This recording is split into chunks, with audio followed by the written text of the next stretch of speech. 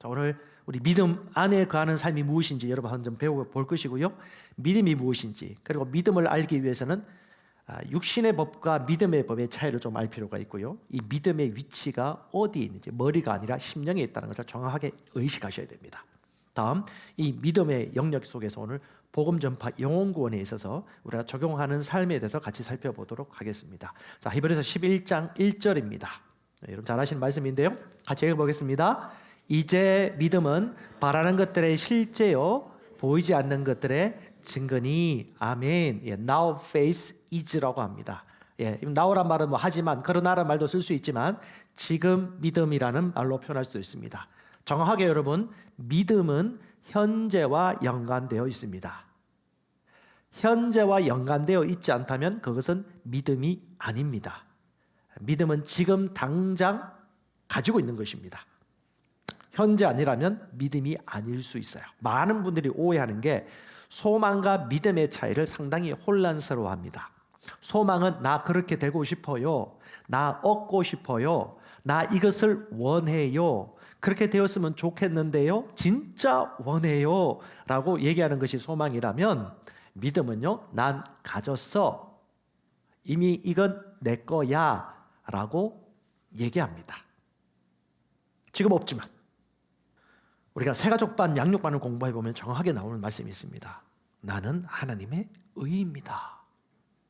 이것에 설득된 사람은요,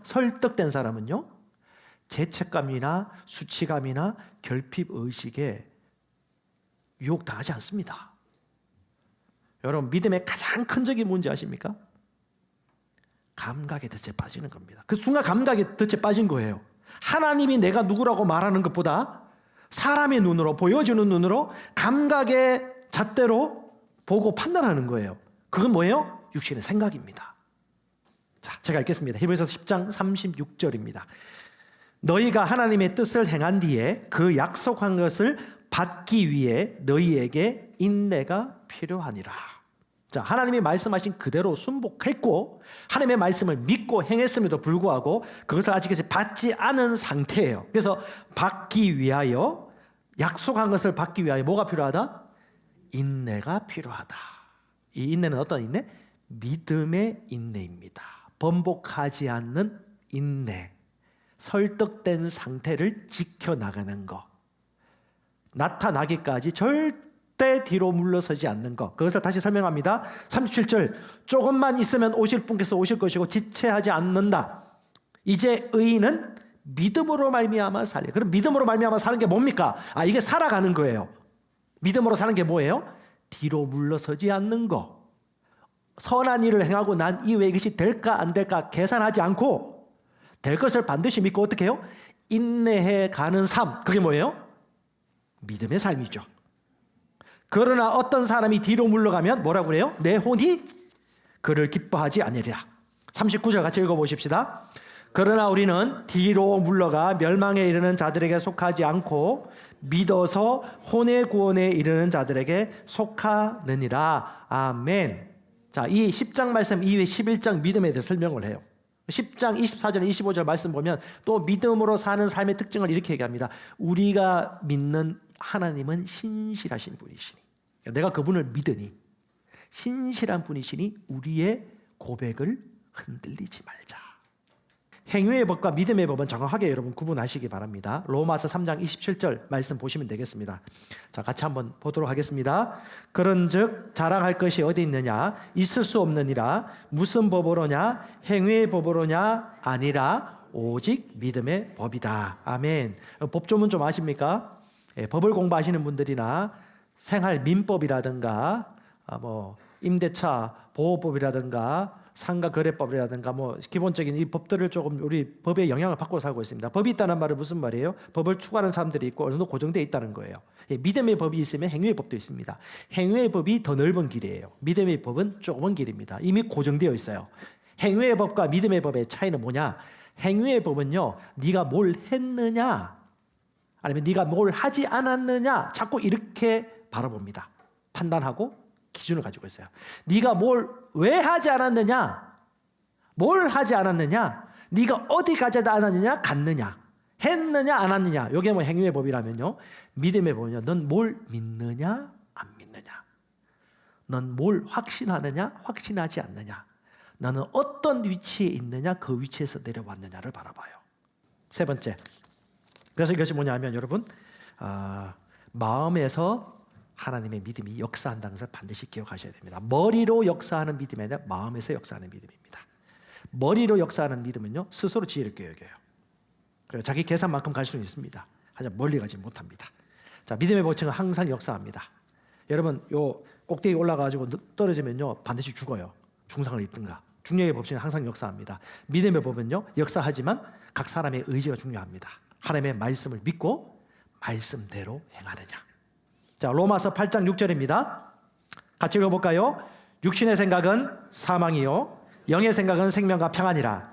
육신의 생각은 하나님과 원수가 되나니 이는 하나님의 법에 굴복하지 않을 뿐 아니라 할 수도 없음이라. 아멘. 자, 육신의 생각을 다른 말로 바꾸세요. 감각의 생각. 네, 감각. 예, 감각을 반드시 이해하셔야 됩니다. 보여지는 대로, 느껴지는 대로, 내가 상상하는 대로 말씀과 떨어져 있는 그 모든 것이 육신이고 감각입니다. 감각의 생각은 사망이고 원수입니다. 다시 말합니다. 육신의 생각은 머리를 통해서 하는 생각입니다. 만져지고 느껴지고 이렇게 계산되어진 대로 받아들이는 것. 육신의 생각. 영의 생각은요 심령으로 하는 받아들이는 것입니다. 머리는 말로 하지만 심령은 바로 행동합니다. 그게 말씀을 믿는 우리 태도입니다. 아멘.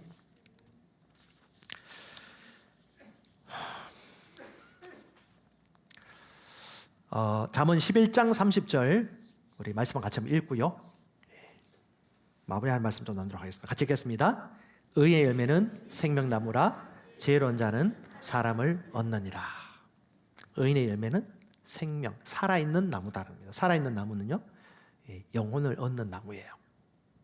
자, 제가 주보에도 했는데 대한민국 가장 지금 뛰어넘어야 할 벽이 세 가지가 있습니다. 첫 번째 패배주의예요. 해도 안 된다. 아니요. 그 생각 진짜 버리세요. 제가 15년 전인가요? 그때 졸업 논문이 뭐였냐면 안티 크리스찬, 안티 기독교에 대한 현실과 대응 방안에 대한 논문을 썼어요. 그때나 지금이나 똑같아요. 정도는 좀 심해질지 모르겠지만 여전히 교회에 대해서 생각하는 것이라든가 인식은요 부정적이에요. 근데 오늘날 저는 더 가능성을 바라보고 있는 것이 진짜라면 사람들은 불을 켜고 찾아다닌다는 거. 지금도 전도가 가능하고 지금도 하나님의 말씀의 역사가 나타나고 초연적인 일들이 난다는 걸 믿는 믿음의 사람. 패배주의 반드시 극복해야 됩니다. 두 번째요. 복음의 능력입니다. 한 유명한 미래학자가 그 얘기를 정확하게 얘기해 주는데 저는 거기서 참 동의합니다. 뭐라고 얘기하냐면 한국 교회가 재부팅해야 되는데 뭐냐? 시대가 이렇다고 가면 갈수록 모임을 없애지 말고 어떻게 해요? 함께 할 수 있는 모임을 더 가져라. 성경 공부 더 해라. 기도 더 해라. 더 함께 모이길 힘쓰라. 무조건 많이 모이라는 얘기 아니에요. 직장생활 하시는 분들 주중에 모이기 힘들어요. 힘들어요. 근데 함께 할 수 있는 시간이 있어요. 근데 진짜가 있으면요 또 가고 싶어요. 그러니까 교회가요 패배주의 극복하고요 복음의 능력을 가지고 나가야 됩니다. 또 하나 말부터 바꿔야 돼요. 교회가 왜 무너지냐? 말이 안 바뀌었어요. 자기가 하는 말이 무슨 뜻인지도 몰라. 그 말로 말미암아 죽을 수 있다는 걸 몰라. 그 뭐예요? 믿음이 없다는 거죠. 무슨 말이에요? 성경 안 본다는 거죠. 안 믿는다는 거예요. 잠언 말씀만 보더라도 얼마나 말이 나오는지 네 말로 말미암아 네가 얽히리라. 근데 삶은요 얽혀요. 그건 뭡니까? 지적 동의와 삶이 같이 가고 있는 거죠. 믿음은 현재 가지고 있는 것입니다. 아멘. 피터 와그너하고 팀 켈러가 동일한 메시지를 했습니다. 가장 효과적인 복음 전파는 새로운 교회 교책 모임을 개척하는 것이다. 리드머 장로교의 팀 켈러 목사님도 지구상에 해 아래 가장 효과적인 것은 팀 모임이나 셀이랑 교회를 개척하는 것이다라고 해서 그래서 그는 350개 지역에 550개 교회를 개척했습니다. 그 바람이 대한민국에 지금 불어왔어요. 그래서 대한민국의 젊은 그리고 복음에 대한 갈급함이 있는 순수한 복음주의자들이 상당히 그곳에 모이고 있고 시도를 하고 있습니다. 근데 저는 그것의 핵심이 저는 그거라고 생각해요. 그냥 찢는 거, 소그룹 만드는 거, 평등한 관계 유지하는 거, 그 핵심은 아니에요. 핵심은 뭐냐? 결국은 하나님의 임재와 능력과 목적이고 그 말씀의 부르심을 가진 사람들 핵이 있어야 됩니다.